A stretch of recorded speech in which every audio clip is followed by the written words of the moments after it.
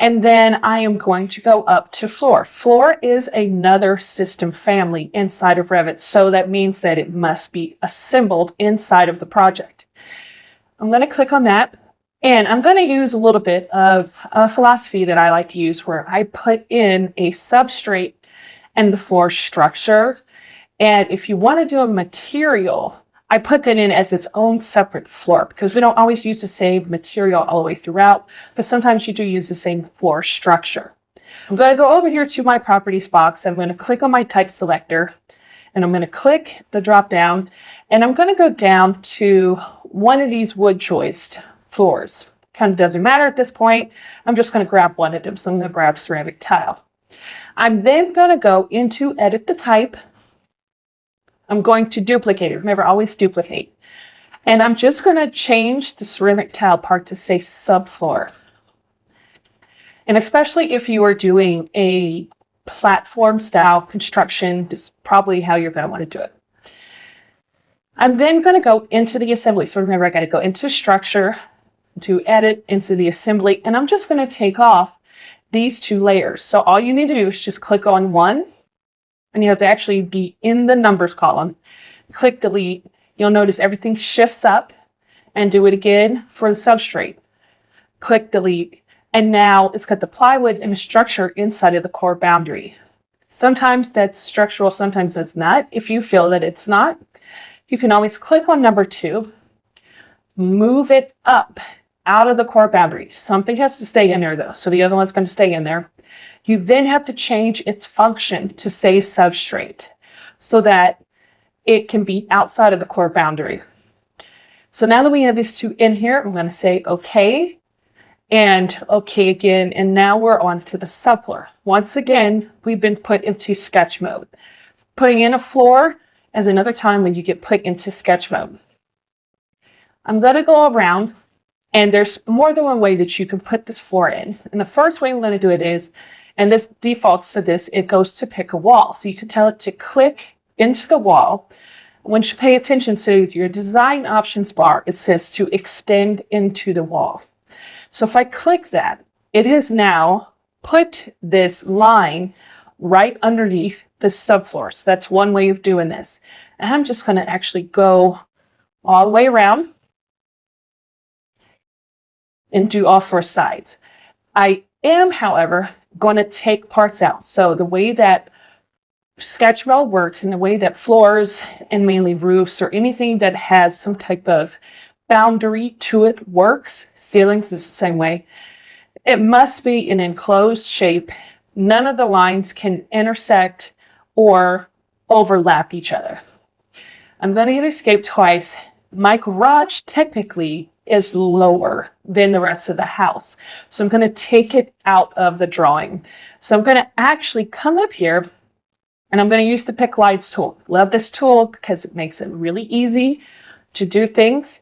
And I'm going to actually put my mouse over where these 2 walls are surrounding the garage come together. I'm going to put my mouse over top the line where the stud is.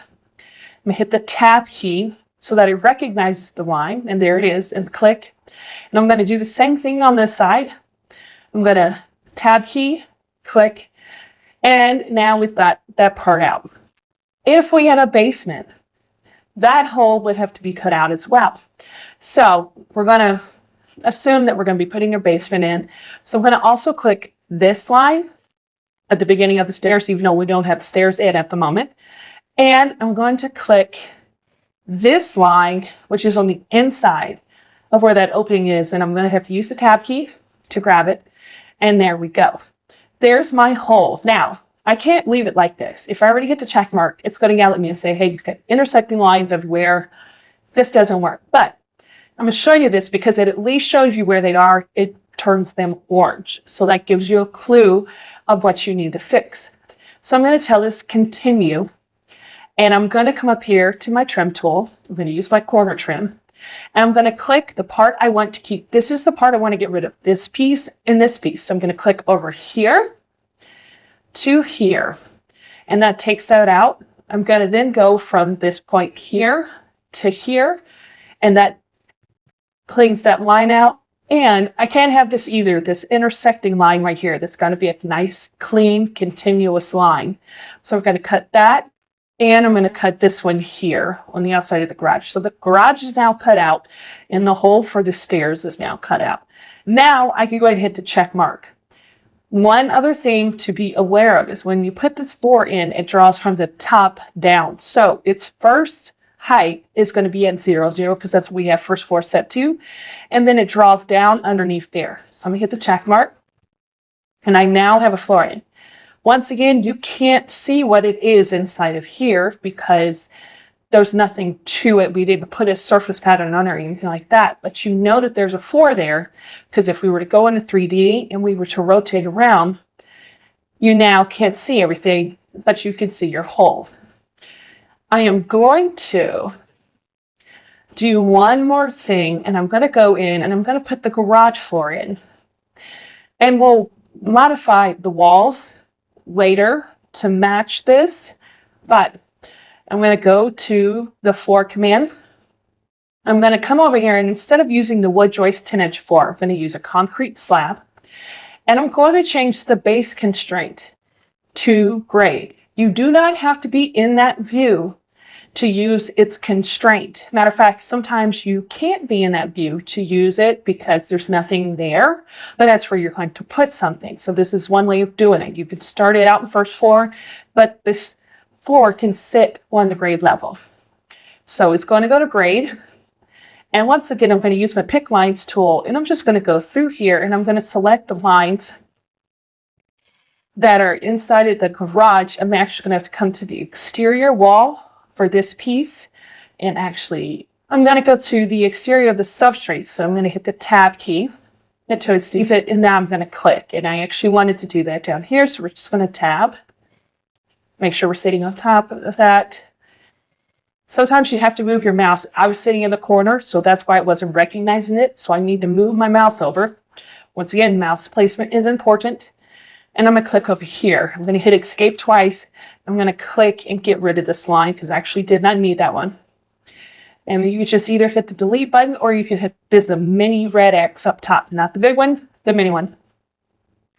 And I'm going to now trim these so that they become one rectangle. Now, you're probably wondering, well, what is that symbol that's showing up? Why are these two extra lines? That is your joist span direction, or just your span direction for your structural piece. And that is if you were to go in here and decide to show the structure for your joist, this is where you would declare that. It comes in handy for the various calculations you may do to try to determine what the span is for a joist or something like that. So that's why it's in here. I am going to hit the check mark. Look at that. I don't have a corner together, and so it tells me that.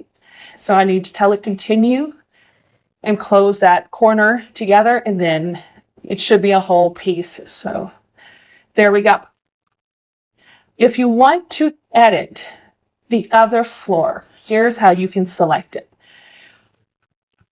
With the other floor, because there's no surface pattern on it, that's the difference between this concrete one and this substrate. There's no surface pattern for this one that we declared.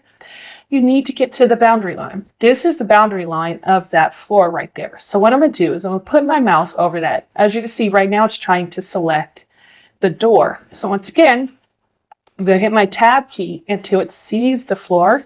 It even says it down here in the bottom left corner. And I'm going to click, and that's how I can select it. If you need to change the shape of anything or something that's not in here properly, you just come up here, you say edit boundary, and it takes you back into that space. So I can go through, and if I need to change the joist direction, and this floor could possibly have two different joist directions just based off of the shape that this building is in. But if I decide, okay, I don't want it to go this way, I actually want it to go along this one, all you do is you just click span direction, and then you select that other wall, and it flips it. And it doesn't matter which wall you select, as long as it's a line that is going vertically as opposed to horizontally, or however that direction of that line may be.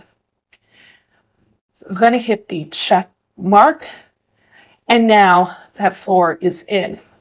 One more thing we're going to do, let's say you do want to put in a little mini material floor. you can go to floor. I'm going to come over here to my type selector. I'm going to grab ceramic tile because we've already been using it.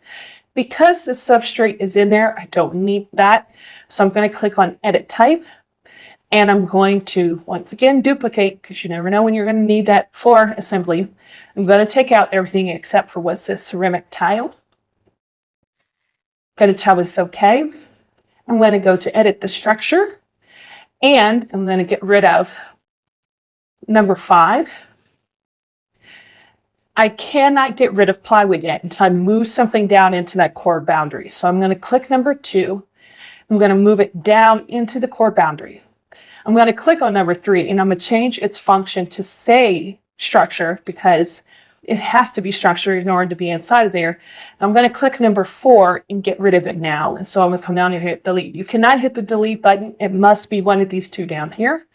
And now I just have the tile and the cementitious under there now. So I'm going to tell it's okay. Tell it okay again. But now, instead of me keeping it at the first floor and its height at 0, I'm going to pay attention to its thickness, which is 3/4 of an inch. I'm going to come up here to where it says 0. I'm going to click in there and type in 3/4 of an inch.